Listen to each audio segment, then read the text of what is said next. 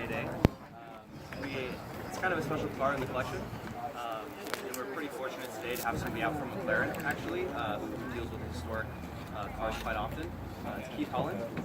So he's going to come out and give you kind of a little bit of history of the car, because it is pretty special and significant for a Can-Am racing. Good morning. So this is M8a chassis 2. So this was built in Colebrook in the McLaren factory just out of London in the first part of 1968. The two cars were ready for the start of the Can-Am Championship, and it's quite different from the previous year's car, the M6, in that it's got a full, it's a monocoque with the engine bolted on the rear of the monocoque, so the engine becomes a structural part of the car rather than just being laid into some pontoons, which had happened previously. So it looks a lot different, but it's designed really just like a Formula 1 car. So you have the monocoque, the engine and the transmission making the backbone of the car. So the car was raced in 68, it's been for the season. He won the 68 championship in this car. And at the end of the season it was modified to the B spec, which is the 69 car.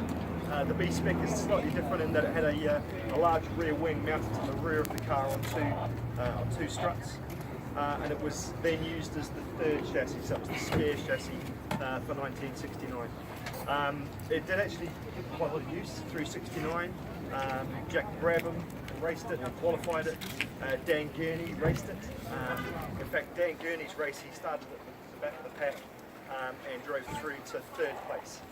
And it's the only Can-Am race where there was a McLaren 123 rather than just a McLaren 1-2. Chris Amon, he raced it for a race. Chris passed away last week in New Zealand. At the end of the 1969 season, it was sold to a privateer group owner who raced it for a year. And then Goodyear requested a show car from McLaren to show around their North American showrooms. So the original chassis was rebodied into the D spec, which had the rear wing mounted between two fins at the back. So and then that was used as the Goodyear show car for a number of years through the early 70s. When it came to the end of the Can-Am Championship, that car was then given to Denny Holm, who won with it in 1968. Denny imported it back to New Zealand and it was put on display at the Auckland Automotive Museum in the North Island. After a couple of years, the museum decided they wanted to put it back to the M8a spec.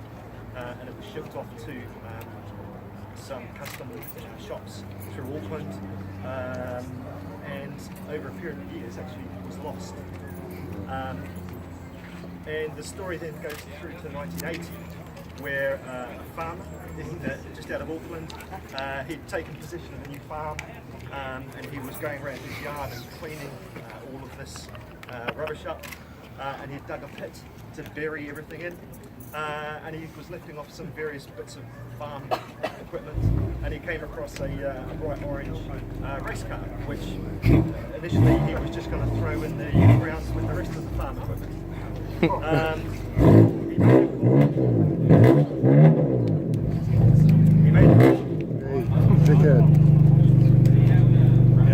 He made a call to a local race car owner who came and had a look at it.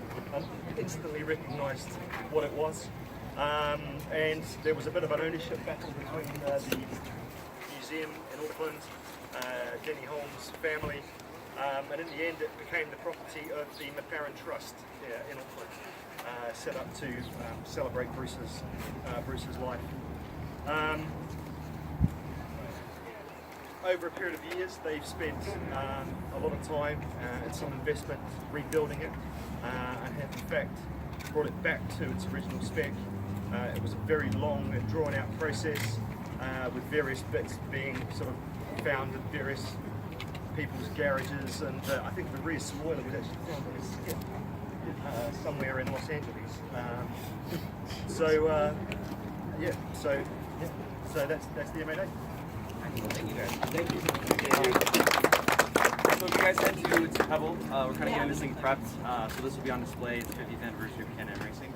So at Laguna Seca, they're doing a historic display. This will be one of the cars. So we're just getting it started up, warmed up, and then it'll be shipped off this week. Inside the car, we have Luke. He's a trained professional. And, he has his karting license, and something that I can't say that I've done, and most people here probably can. He made his racing debut at Le Mans a month ago in a car that looks just like the '66 winning car, GT40. So he's very well versed with racing cars.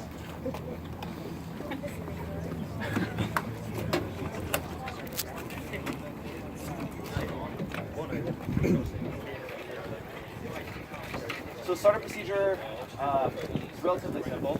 We'll turn on the master switch, turn on the fuel pump, and then he will turn the engine over, and that'll put fuel inside of the engine, kind of like if you were to choke it, it'll flood it. That way when he kicks the mag on, it'll start right up.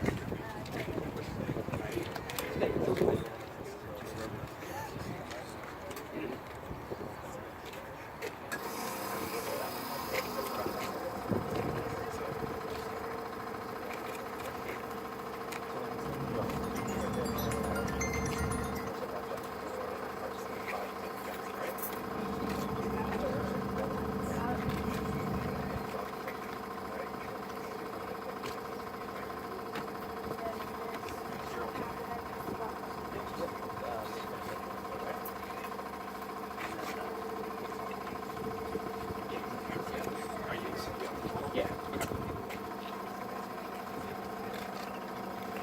Alright, so we're just going to prime the system. Go ahead and press